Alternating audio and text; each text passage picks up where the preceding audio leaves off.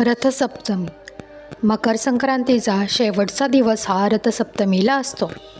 तर 4 फेब्रुवारी या दिवशी रथसप्तमी आहे। हा दिवस सूर्यदेवतेच्या उपासनेचा दिवस असतो। तर या दिवशी काय करावे काय करू नये या संबंधीची संपूर्ण माहिती आजच्या व्हिडिओमध्ये सांगितली आहे। तर व्हिडिओ शेवटपर्यंत बघा व माहिती आवडली तर व्हिडिओला लाईक शेअर आणि सबस्क्राईब करा। चला तर मग व्हिडिओला सुरुवात करूया। तर रथसप्तमी हा दिवस सूर्याचा जन्मदिवस म्हणून देखील साजरी केला जातो। असं म्हणतात की याच दिवशी सूर्याची किरणे प्रथम पृथ्वीवर पडले होते।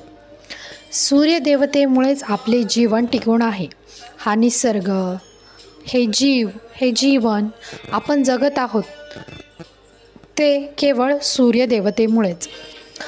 तर सूर्यदेवतेमुळेच आपल्या जीवनात देखील प्रकाश पडलाय, आयुष्यातील अंधकार दूर झालाय।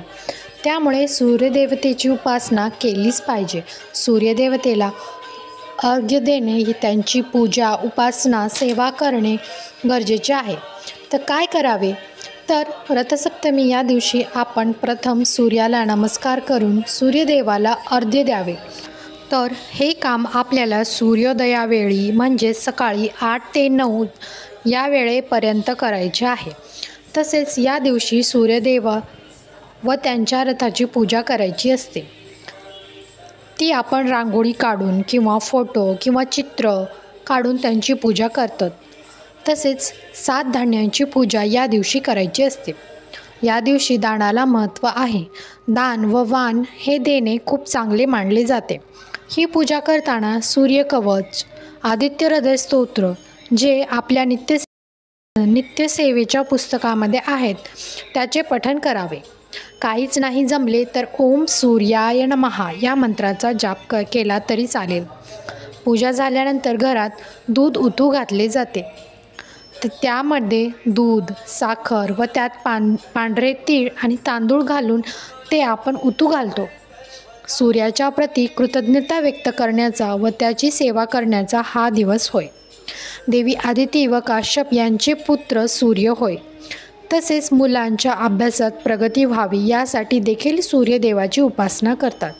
तसेच या दिवशी केलेले दान हे श्रेष्ठ मानले जाते। जे काही आपल्याकडून घडेल, ज्या गोष्टी आपण या दिवशी दान कराव्या आणि या गोष्टी सेवा म्हणून किंवा कृतज्ञता म्हणून व्यक्त कराव्यात। आपण या करण्यात यातून आपल्याला काहीतरी मिळावे या उद्देशाने या गोष्टी आपण करू नये। आपल्याला देवाने जेवढे काही दिले त्यातून आपण कोणाची तरी मदत करू शकतो। जे घडेल ते आपण करावे। जेव्हा आपण सूर्याला अर्घ्य देतो ते पाणी खाली सांडू देऊ नये, म्हणजेच ते पाणी ओलांडायचे नसते। तर त्यासाठी तुम्ही सूर्यदेवाला जल अर्पण करताना खाली बादली किंवा पातेले किंवा काहीतरी भांडं ठेवू शकता आणि त्यामध्ये तुम्हाला सूर्यदेवाला जल अर्पण करायचे आहे। त्यानंतर ते पाणी आपण तुळशीला किंवा झाडांना टाकू शकतो। अशा प्रकारे सूर्यदेवतेला अर्घ्य देताना सूर्याची 12 नावे घ्यायची आहे। नाही जमले तर ओम सूर्याय नमः या मंत्राचा जप केला तरी चालेल। सूर्यदेवांची 12ही नावे आपल्या चॅनलवरती व्हिडिओमध्ये अवेलेबल आहेत। तेथे जाऊन तुम्ही ते वाचून किंवा म्हणू शकता। तसेच या दिवशी बरेच जण उपवास करतात। ज्यांना जमेल त्यांनी उपवास करावा आणि ज्यांना जमत नाही किंवा त्रास होत असेल तर त्यांनी आरोग्याची काळजी घेऊन या गोष्टी कराव्यात। परंतु या दिवशी सेवा आवर्जून करावी। मंत्र, स्तोत्र यांचे पठण नक्की करावे। तर रथसप्तमीची पूजा, मांडणी या संबंधीची संपूर्ण माहितीचा व्हिडिओ लवकरच चॅनलवरती येईल। चला तर मग मी इथे व्हिडिओचा एंड करते। श्री स्वामी समर्थ।